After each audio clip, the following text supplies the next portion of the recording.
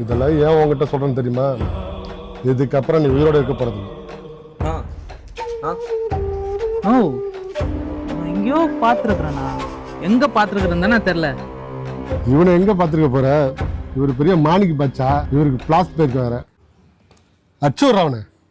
No, இப்போதான் நான் ஞாபகம் வருது. அன்னைக்கு காளி வந்தா போலல, அவரு கூட தான் நான் இவனை வந்தான். காளி கூடயா? ஆமாண்ணா, காளி நம்ம எல்லாம் ஒரே ஏரியா தானே இருக்கிறோம். என் தம்பி மாதிரி தானே அவன். அப்படியா? காளிக்கு போன போடுறா. ஆமா நண்டனா, நம்ம ஏரியாவுக்கு தான் புதுசா வந்துடா போல.